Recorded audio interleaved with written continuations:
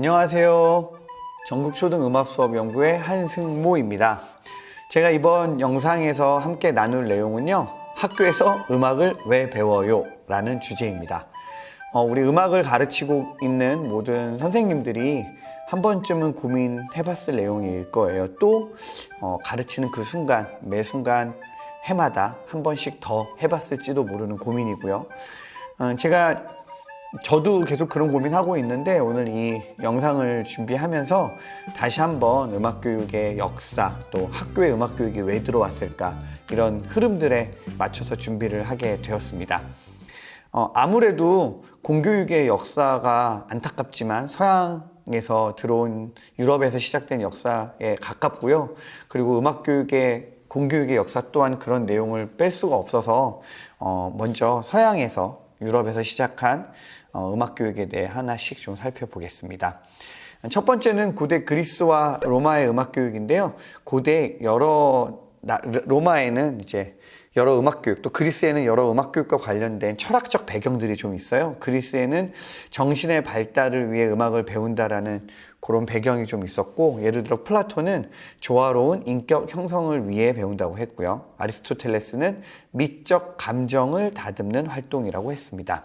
로마에서는 수리학적인 면에서 음악이 다뤄지다가 오락 및 실리적 필요로 음악이 사용됐습니다. 시민들의 여러 관심과 참여로 음악을 아주 다양하게 사용했었죠.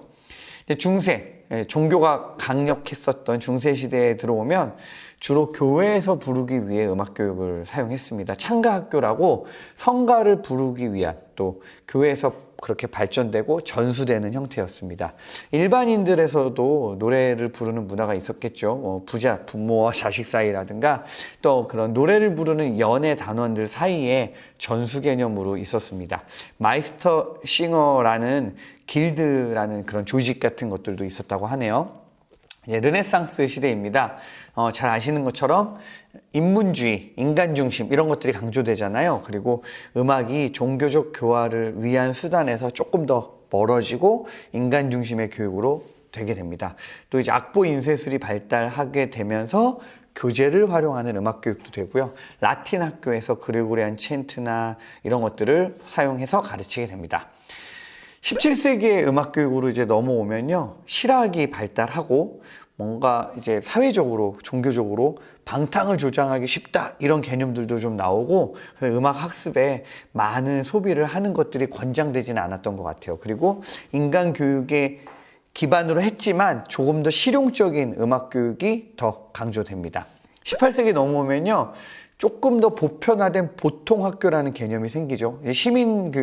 시민들이 되게 성장하는 때가 되잖아요. 그래서 루소 같은 경우는 인간교육의 중요성을 강조하고, 그러면서 넓은 음악교육을 위한 노력들이 이어집니다. 19세기 시민사회가 완전히 자리를 잡고, 음악이 실제 사용해서 어떻게 쓸모가 있을까, 이런 것들이 강조됩니다. 20세기에서는 보통 교육이 아예 제도적으로 확산되고요. 나라별로 특징들을 좀 갖게 되죠.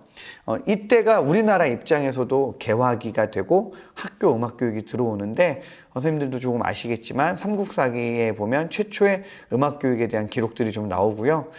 가야금이라든가 거문고라든가, 또 중국에서 악기가 들어오고 일본으로 악기가 전해지는 그런 과정들도 기록에서 볼 수 있습니다. 조선시대에는 그런 정학원이라는 교육시설도 있었고요.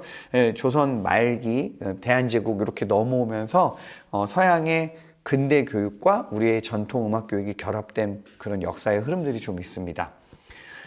그러면 이런 서양 음악을 바탕으로 한 음악 교육의 역사를 봤는데, 우리가 지금 공부하고 있는 학교 음악 교육을 왜 배워야 돼? 라고 말한 학자들이 좀 있었어요. 그런 내용들을 해외 학자와 국내 학자들을 중심으로 보면서 이 영상을 정리를 할 수 있을 것 같은데요. 여러분들 알고 있는 코다이라는 학자는 음악은 모든 사람의 것이라고 했고요. 모국어 노래를 통해 음악을 배우는 게 중요하다. 그리고 음악을 읽고 쓰고 이해할 수 있는 능력, 신체 활동이 중요하다라고 했습니다. 같은 시대에 이제 달크로즈, 오르프 이런 음악 학자들이 있었죠. 오르프는요, 모든 어린이를 위한 음악 교육을 주장했고요. 음악을 배우는 것은 모국어를 배우는 과정과 같다라고 했습니다. 어린이들이 좋아하는 다양한 활동을 통해 음악을 가르치고 배워야 한다라고 했고, 음악의 기본적인 요소부터 가르치는 게 중요하다고 했습니다. 오르프 악기를 사용하는 것도 강조를 했죠. 여기서 중요한 포인트는 그전에는 악기는 전문 연주를 위한 악기인데 교육용이지만 좋은 소리가 나는 악기에 대한 가치가 생겨납니다. 그리고 오르프가 강조한 모방이나 즉흥 연주를 활용한 창의성 교육을 얘기합니다. 음악 교육을 왜 배워야 하는가, 특징은 무엇인가, 지금 이런 얘기하고 있는데요. 우리나라에 이제 이강숙이라는 전 한국예술종합학교 교장 선생님이신데, 그분은 음악 교육은 이래야 된다라고 하셨어요. 음악, 사람, 사회를 살리는 음악 교육이라고 했어요. 그러니까 음악을 살린다는 뜻은 음악 교육을 할 때 우리는 자꾸 악보를 가르치는 경향들이 있어요. 전문가의 경우도 그렇고 학교 교육에서도 그런데, 악보가 아닌 음악 자체를 충분히 체험하고 배우는 교육, 이게 음악을 살리는 교육이라고 하셨고요. 사람의 삶에 영향을 주는 교육은 사람을 살리는 교육입니다. 그러니까 학교 음악 교육을 잘했을 때 그 사람이 뭔가 더 좋은 삶을 살 수 있어야 된다, 이런 얘기고요. 그리고 사회를 살리는 음악 교육은 음악 교육이 사회에 긍정적인 영향을 미쳐야 한다라는 걸 강조하셨습니다. 마지막으로 준비한 학자는요, 이홍수 전 한국교원대학교 교수님이신데요. 음악의 활동을 통한 개인의 음악적 가능성을 확장하는 것이 중요하다라고 했습니다. 그러니까 여러 음악 활동을 했더니 그 개인이 갖고 있는 음악의 가능성들이 점점 확장되는 거죠.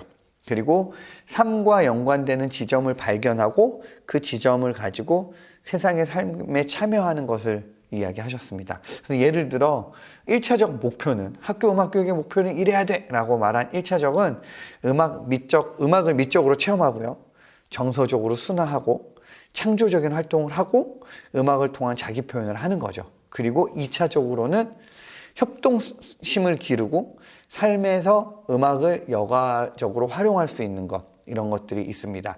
어떠세요?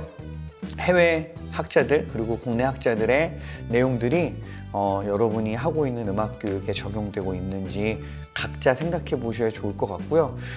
아무래도 우리나라 음악 교육 과정도 이런 서양의 학자라든가 국내 학자분들의 여러 고민과 내용들이 교육과정에도 담겨 있겠죠. 여러분들이 앞으로 어떻게 나는 음악 교육을 할 것인가, 나에게 음악 교육은 왜 필요한가, 나는 왜 학교에서 음악 수업을 하는가에 대한 고민과 해답을 조금씩 발견해 가실 수 있는 시간이었기를 바랍니다. 감사합니다.